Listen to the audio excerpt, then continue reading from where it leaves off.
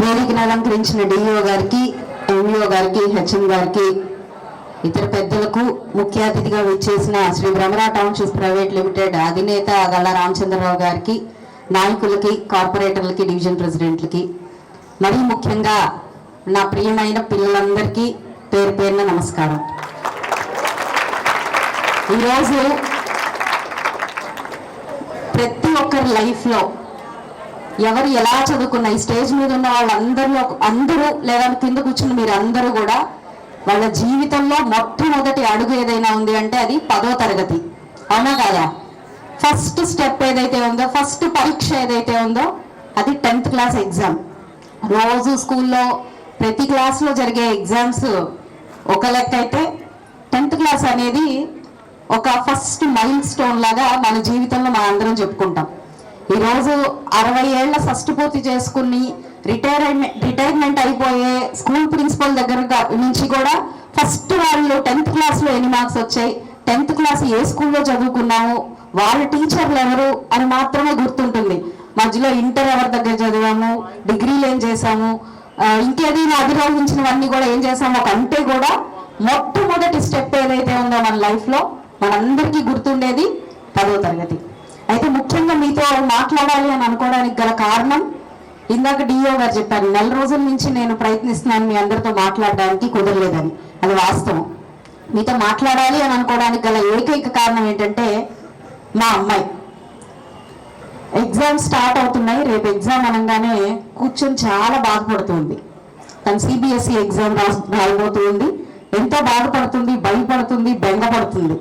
ఇవన్నీ చూసినప్పుడు నాకు ఏమనిపించిందంటే, ఈరోజు మనం ఎంత చదువుకున్న పేరెంట్స్ ఉన్నప్పటికీ, ఎంత స్థితిగతులు ఉన్న పేరెంట్స్ ఉన్నప్పటికీ, ఎంతో గొప్ప గొప్ప స్కూళ్ళలో చదువుకుంటున్న పిల్లలు అయినప్పటికీ కూడా ఈ భయము, బెంగ, మన్ని తక్కువ మార్కులు వస్తే ఏమనుకుంటారోనో, తక్కువ మార్కులు వస్తే ఏం చేయలేమేమో అనే ఒక భయం ఈ స్టేజ్లో పిల్లలకి వెంటాడుతుంది అని చెప్పి నాకు అర్థమైంది. అలాంటప్పుడు నాకు బాగా ముందుగా గుర్తొచ్చింది మీరందరే. మరి వాళ్ళకంటే మేము నా పిల్ల కాబట్టి కూర్చొని కాసేపు ఇలా అమ్మా అలా అని చెప్తాను. మరి మీరందరికీ చాలా చక్కగా ఎంఈఓ గారు, డిఈఓ గారు, ఇక్కడ ఉన్న టీచర్స్ అందరూ ప్రతిరోజు చెప్తూ ఉండొచ్చు. కానీ స్వయంగా మీ దగ్గరకు వచ్చి మేము కూడా ఒక నా 10th స్టూడెంట్స్మే అయినా ఈరోజు ఇలా ఉన్నాము, అప్పుడు మేము ఎలా ఉన్నాము, మేము ఎలాంటి ఒత్తిళ్ళని, సవాళ్ళని అధిగమించి ఈ స్థాయికి వచ్చామో మీకు చెప్తే, మీరు తెలుసుకుంటే ఫ్యూచర్లో మరి కాబోయే ఇంజనీర్లు, డాక్టర్లు, పొలిటీషియన్స్లు, మరి బిజినెస్ మ్యాన్, అదేవిధంగా టీచర్లు, హౌస్ వైఫ్స్ ఉన్నారు, హౌస్ హస్బెండ్స్ కూడా ఫ్యూచర్లో ఉంటారేమో, వన్నా పర్లేదు. ఇలాంటి వాళ్ళు అందరూ కూడా ఇక్కడ నాకు ఇంతమంది కనిపిస్తూ ఉన్నారు. నాకు 10th క్లాస్ స్టూడెంట్స్ లాగా ఇక్కడ ఎవరు కనిపించట్లేదు. అందరూ కూడా మన భావితర భవిష్యత్తు, ఒక్కొక్కరు ఒక్కొక్కలాగా మనందరం కూడా సెటిల్ అవ్వబోతూ ఉన్న పిల్లలందరూ కూడా నాకు ఇక్కడ ఎదురుగా కనిపిస్తున్నారు. కాబట్టి ఈరోజు నేను మాట్లాడే ప్రతి మాట రేపు ఒక ఇంజనీర్తో మాట్లాడుతున్నట్టే, ఒక డాక్టర్తో మాట్లాడుతున్నట్టే, ఒక బిజినెస్ మ్యాన్తో మాట్లాడుతున్నట్టే. అవునా కాదా?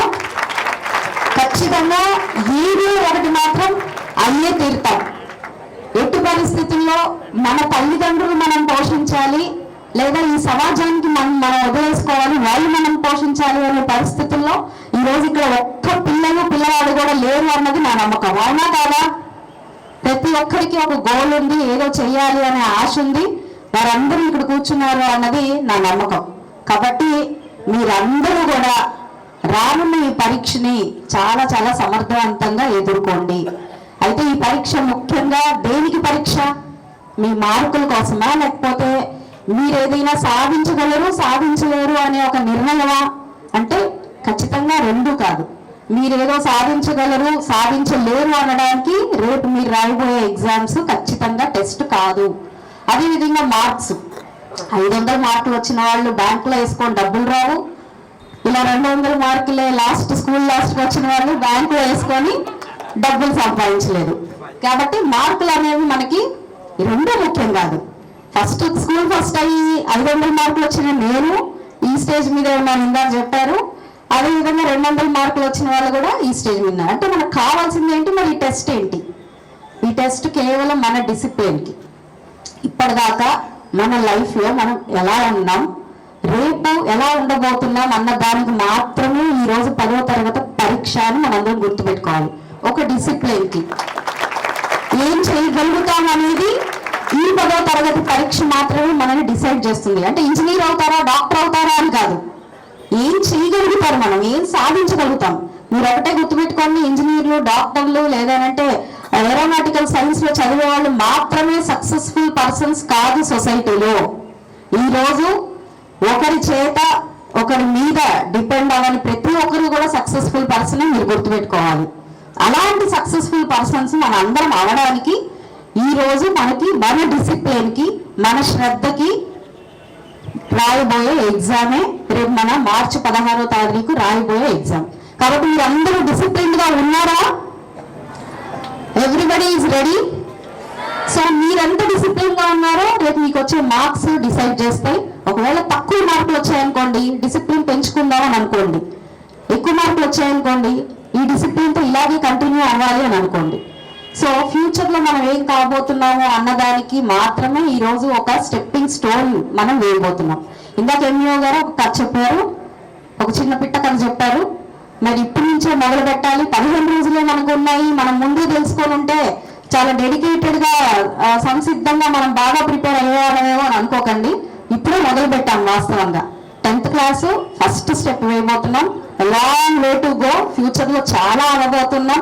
దానికి ఈ రోజే ప్రథమ నాందిగా మనందరం ఆలోచించుకొని ఈ యొక్క ఎగ్జామ్ని చాలా చక్కగా మనందరం ఉత్తీర్ణత సాధించాలి అని చెప్పి నేను అందరినీ కోరుకుంటున్నాను. అయితే ఇక్కడ మనకున్న పిల్లలందరూ కూడా నేను ఒకటే చెప్తాను, వినండి. పేదరికం కానివ్వండి, లేదు అని అంటే ఇంకేదైనా సామాజిక వెనకబాటు కానివ్వండి, మనం సొసైటీలో గొప్పవారుగా అవడానికి అడ్డంకులు కాదు, రెండు అడ్డంకులు కాదు. దానికి ఉదాహరణగానే ఈరోజు స్టేజ్ మీద ఉన్న గల్లా రామచంద్రరావు గారు కానివ్వండి, గల్లా మాధవి గారు కానివ్వండి, మరొక ముఖ్య అతిథిని ఈరోజు మేము మీ ముందుకు ఉంచాలనుకున్నాం కానీ ఎమర్జెన్సీ ఆపరేషన్ ఉండడం వల్ల తను రాలేకపోయింది, డాక్టర్ దుర్గా గారు కానివ్వండి. కడు పేదరికంలో పుట్టి చదువు మాత్రమే లక్ష్యంగా పెట్టుకొని ఈరోజు డాక్టర్గా అశేష సేవలను అందిస్తూ నెలకి 5 నుంచి 6 లక్షల రూపాయల జీతాన్ని పొందుతూ ఉన్న ఆ డాక్టర్ గారి తండ్రి కేవలం సోడా బండి వేసే ఒక సామాన్య చిరు వ్యాపారి. అంటే మీరు ఇక్కడ అర్థం చేసుకోవాల్సిన అంశం ఏంటి అంటే, మన తల్లిదండ్రుల స్థితిగతులు మన స్థితిగతుల్ని నిర్దేశించలేవు. ఇది ఫస్ట్ స్టెప్. రెండోది, ఒక రైతు కూలీ కొడుకు అయినా కానీ చదువులో వెనకే తప్ప తనకున్న డిసిప్లిన్లో డెడికేషన్లో వెనక కాదు. తను నమ్ముకున్న డెడికేషన్ని డిసిప్లిన్నే నిరంతరం ముందుకు తీసుకెళ్తూ ఈరోజు సొసైటీలో ఒక సక్సెస్ఫుల్ ఎంటర్ప్రెన్యూర్గా ముందుకు వెళ్తున్న వ్యక్తి గల్లా రామచంద్రరావు. ఇది నేను తీసుకుంటే మరి మా నాన్న పేదవాడు కాకపోయినా మధ్యతరగతి వ్యక్తి అయినా చదువులో నేను బాగానే ఉన్నా కూడా నాకు ఎన్నో సవాళ్ళు ఎదుర్కోవాల్సి వచ్చింది.